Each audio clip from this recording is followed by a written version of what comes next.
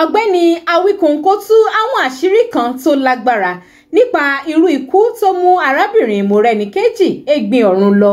Bẹ́ẹ̀ náà sì sọ ó kó ọ̀rọ̀ rẹpẹtẹ ránṣẹ́ sí gbogbo àwọn adájọ́ orí social media tí wọ́n ń bẹnu àtẹ́lu ọkọ olóògbé ọ̀hún látàrí ọ̀rọ̀ tó sọ jáde síta lẹ́yìn ikú olóògbé Mọ́rẹ́níkẹ́jì Ẹ̀gbin ọ̀run.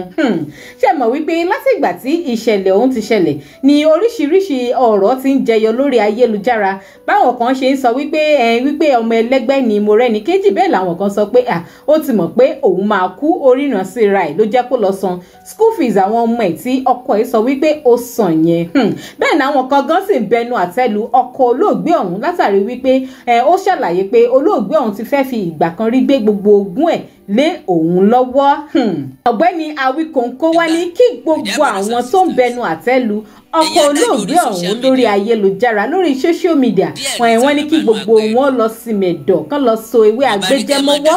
Wọ́n ní kí kálukú ó fi tiẹ̀ ṣe tiẹ̀ òun kan sì gbé dá sọ́rọ̀ tí ò kàn wọ́n mọ́ lórí social media o.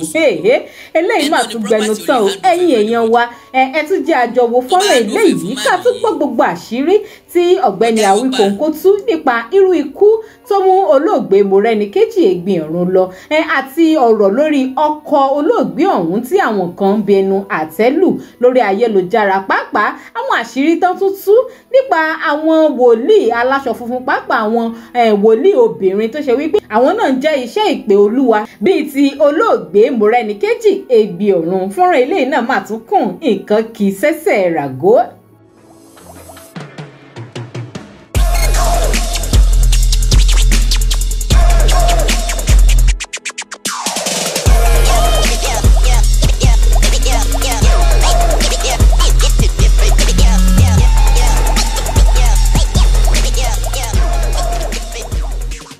Ìkànnì Digi-Naija Television lẹ ti ń wò mí ṣe ti ń gbọ́ mi. Ẹ jọ̀ọ́ ẹ máa bá mi tẹ subscribe button tó wà lójú ìwòran yín lábẹ́ fọ́nrán yìí ló wà. Ẹ máa like fọ́nrán yìí náà. Bẹ́ẹ̀ lẹ sì láǹfààní láti máa fèròǹgbà tí yín nípa tí mo tún mú wá lọ́tẹ̀. Ẹ máa sọ sí comment káàjọ máa tàkùrọ̀sọ. Bẹ́ẹ̀ lẹ sì láǹfààní láti máa bá mi share fọ́nrán yìí kó máa lọ káàkiri orí ayélujára. Ọ̀gbẹ́ni Awíkonko máa tún kẹ̀kẹ́ ọ̀rọ̀ kalẹ̀ o.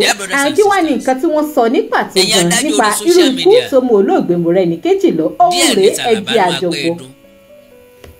Wọ́n bá ní kẹ́ ẹ máa dá sọ̀rọ̀ àwọn èèyàn mọ́ lórí social media. Wọ́n bá ní kẹ́ ẹ máa gbàgbé ń gbàgbọ́ tí wọ́n bá ní kẹ́ ẹ máa gbà kan rí. Olókùú lòun ò sòkú. Ẹni tó ní property ò lè hand over for anybody. Tó bá hand over fún mànù yìí kọjá yóò pa. Because ibi tó bímọ sí náà nìyẹn. And again gbogbo tó wá fi sílẹ̀ náà ní sí. Gbogbo ẹ̀yin adájọ́ orí social media wọ́n ń bá yín wí o. Ọ̀rọ̀ rẹ o, wọ́n ní ẹ̀fì tí yín ṣe ti yí o. Having said that, so ìyẹn ni máa yẹn sì sọ pé ó dàbí ẹni pé ó ti mọ̀ pé òun máa kú. Wọ́n ní àbáwá máa sọ gan tó bá ṣe wípé ọkọ rẹ̀ gba gbogbo àwọn properties yẹn lọ́wọ́ ẹ̀ nígbà tí ìyàwó fẹ́ gbé fún ẹ̀ lónìí ṣé yóò lè wẹra ẹ̀ mọ́. Ó náà ṣe máa sọ wípé kò sí téèyàn lè ṣe téèyàn fi lè táráyé lọ́rùn. Torí ìtarákùnrin yìí ṣe báyìí ó gbìyànjú láti wẹra ẹ̀ mọ́ ni. Àmọ́ àwọn míì tún ti ń sọ ìwà dáadáa tí ó wù yìí wọ́n tún ti ń sọ dìbìmọ̀ lọ́wọ́. Kí wá la àbáwá máa sọ ká ní wípé lóòótọ́ ló gba gbogbo properties yẹn lọ́wọ́ ìyàwó ẹ̀ tó gbé dání tó yẹ pé àwọn properties yẹn wà lọ́wọ́ ẹ̀ kó tó di pé ìyàwó ẹ̀ kú tí wọ́n ní sọ wípé òun ló ṣe tó pa. Torí síbẹ̀síbẹ̀ gan báyìí pẹ̀lú pé kò gba gbogbo property yẹn lọ́wọ́ ẹ̀ wọ́n tún claim wípé ó likely tó ṣe pọ̀ ló pa. Ẹ jọ̀ọ́ kí wá la fẹ́ ṣe tá a fẹ́ fi táláyé lọ́rùn. Ó lágbára o. Láì fira wọn sípò. Ìjọ́rí ti máa ń dájọ́ ọ̀rọ̀ pẹ̀lú ìwò ojú lásán. Kò sẹ́ni tí ò ní kú like I said.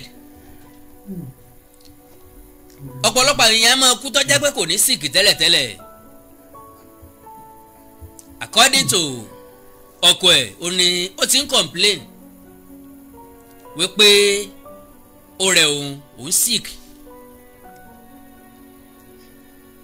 Later ó lọ fún iṣẹ́ abẹ lókè òkun. Orílẹ̀-èdè Amẹ́ríkà precisely. So ńbẹ̀ ló ti ṣiṣẹ́ abẹ. Àbọ̀dé iṣẹ́ abẹ ló wá padà kú yìí lélẹ̀ tó túmọ̀ sí pé complication iṣẹ́ abẹ ni. bó bá jẹ́ orílẹ̀-èdè Nàìjíríà ni wọ́n ti ṣiṣẹ́ abẹ ọ̀hún hospital yẹn ti kàn jẹ̀gbọ̀n. ṣùgbọ́n torí pọ́jọ́ kí òkun kí wá láìsàn tó ṣe woman yìí tó fi láti ṣe abẹ lọ. kí lórúkọ sickness yìí? anemia.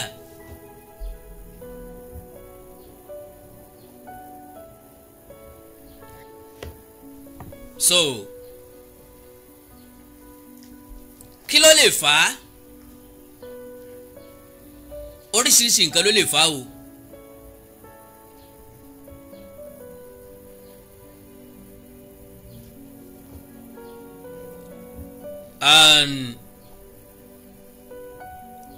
àwọn àìsàn ara oríṣiríṣi ló lè fà á. ẹ̀ ń bá ní kánsà tó ti pẹ́ lára, ẹni tó bá ní ọ́sà tó ti pẹ́ lára, ẹni tó bá ní chronic kidney disease tó ti pẹ́ lára, ẹni tó bá ní rheumatoid arthritis tí Àjẹ̀bú sọ lẹ́ẹ̀kan, ó lè fà á. now èwo ló wá fa anemia fún Madam Morenikeji? Nobody knows. ṣùgbọ́n nǹkan tó certain according to ni wípé àìsàn tó ń ṣe ni anemia. àìsàn yìí náà ló gbé lọ sí òkè òkun. lélẹ̀ tá a wá fojú inú àtọ́jú wòye wò pé possibly ó lágbára o. bóyá ó ti mọ̀ wípé ọjọ́ kékeré ló ń ní pẹ̀lú àìsàn yẹn. because according to ó máa ń lead sí leukemia tó pa gómìnà ìpínlẹ̀ Ondo àná ọ̀gbẹ́ni Rotimi Makinde àbírọ̀ ọ̀gbẹ́ni Rotimi Akeredolu. Rotimi Makinde máa pẹ́ láyé dáadáa. so béèyàn ọ̀gbẹ́ tẹnu ẹ̀gà nípa ìyókò ń pàtó. bí nǹkan bá ṣẹlẹ̀ ẹ̀jẹ̀ á máa fi yègbé ká máa ní sùúrù sí i. gbogbo nǹkan kọ́ ni spiritual. woman yìí bó ṣe wà ní ìsìn wòlíì ni ṣe bó ń ríran sí èèyàn.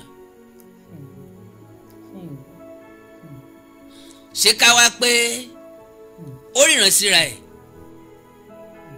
ńlọ́jẹ́ kó sanwó iléèwé àwọn ọmọ ẹ̀ lẹ̀ títí tán fi máa jáde secondary school? kò rí bẹ́ẹ̀. because bí ọba san lẹ̀ àwọn tí ó san padà san. ṣùgbọ́n torí pé àwọn èèyàn tó lówó lọ́wọ́ wọn ò rí gẹ́gẹ́ bí iṣẹ́ pé term by term ní káwọn máa sanwó iléèwé àwọn ọmọ. ẹ bá mi ṣí papọ̀ ká ló fẹ́ jáde nílé ìwé èlò ló máa jẹ́. irú ẹ̀ ní gómìnà ìpínlẹ̀ Kogi tẹ́lẹ̀tẹ́lẹ̀ Yàyà Bello ló ń fèsì lórí iléèwé Àbújá. so béèyàn bá ṣe surgery tó jẹ́ pé iṣẹ́ abẹ jẹmọ́ eléyìí tí wọ́n la ikùn ẹ̀ tàbí eléyìí tí wọ́n fi ọwọ́ kan ìfun tó wà nínú ẹ̀ ó lè ní anemia. and problem tá a máa ń ní ni pé tówó bá wà àwọn nǹkan tí ó yẹ ká lọ sí hospital fún a máa lọ fún. a dẹ̀ tún lè blame irú ẹni bẹ́ẹ̀ torí pé yóò béèrè lọ́wọ́ rẹ̀ pé sówó lòun fẹ́ fi tọ́jú ara òun tóun ò ní. bó bá jẹ́ tí ò lówó ló bá nírú sickness bẹ́ẹ̀ tí wọ́n á sọ pé yóò ṣiṣẹ́ abẹ á bẹ̀rẹ̀ sí ní campaign fún káwọn èèyàn máa dáwó fún. she has the money she went for the surgery wọ́n dẹ̀ ṣe successfully because ká ní ó wà successful ni ìsídà kó kú síbẹ̀ ó wà successful wọ́n discharge ẹ̀ ló jẹ́ kó kó lọ hospital kó wá sórílẹ̀-èdè Nàìjíríà padà àìsàn lọ́gbọ́ ikú ọ̀gbọ́ àìsàn láríwò kò sẹ́ni tó rí tọ́ lọ́jọ́ ṣe. Ìmí àkàndá ò bá yín ọ̀rọ̀ ilé ayé gan ṣá ṣàjà máa gbìyànjú ká máa ṣe dáadáa torí gbogbo ohun tá a bá ṣe gẹ́gẹ́ bí mo ṣe ti máa ń sọ láti ìjọ yìí gbogbo ohun tá a bá ṣe gbogbo ohun tá a bá fò ní ìwà ṣe gbogbo ìwà tá a bá wò sọmọ làkejì wa gbogbo ẹ̀ ní ojú kan gbò bá dọ̀là kí wọ́n la yóò sọ nípa èmi àti ní ẹjẹ́ a máa fi sọ́kàn wá ní gbogbo ìgbà. ní sábà máa ń rokàn sí àwọn ẹlòmíì pé bọ́n bá ti rí jẹ tán rí mu wọ́n tẹ́ ń dì í because gbogbo tí tẹ́ǹdì tá à ń sọ yìí bí wọ́n ṣe ń tẹ́ǹdì ò tí ì yé mi títí dàárọ̀ yìí bẹ́ẹ̀ bá lè yàn sóògùn owó bó ló ṣe ṣe bó lówó ṣe ń jáde ń bẹ̀. ṣé nǹkan kan ni wọ́n kó papọ̀ náà kó papọ̀ náà pò papọ̀ náà wá kó pépà sórí ẹ̀ ní pépà yẹn wá tọ̀nù sówó ni àbí lára ń tán pò papọ̀ yẹn lówó ti máa jáde bó ló ṣe wá ń pọ̀ àwọn kan láǹjànú ni lọ́ọ́ máa ń gbowó à ń bo ní ti ń gbé ṣé báǹkì ni tó bá jẹ́ báǹkì ló yẹ kó wo báǹkì ọ̀ máa dín kí ló dé tí ò fi dín kí ló dé tàn fi wọ gbèsè so kò tí ì jẹ́ kó yé mi títí dọ̀la.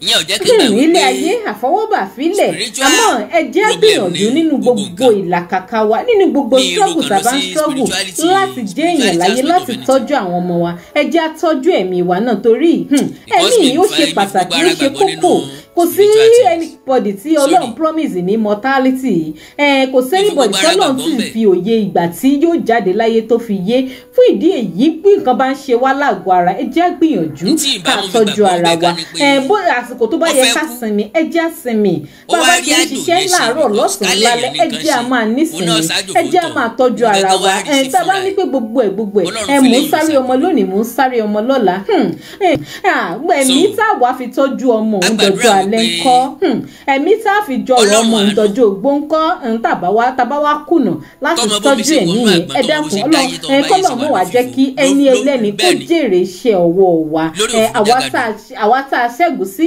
òun náà ní kọ́lọ̀ ń dákun kó jẹ́ ká jẹ ọbẹ̀ rẹ̀ ẹ má gbàgbé láti máa bá mi tẹ subscribe button tó wà lójú ìwòran yín ẹ láìkí fọ́nrán yẹn ẹ fèrò yín náà sí comment kẹ̀dẹ̀ máa share ẹ̀ kó máa lọ sí gbogbo orí ayélujára káàkiri ẹ ṣeun tẹ́ ẹ̀ darapọ̀ mọ́ mi ní gbogbo ìgbà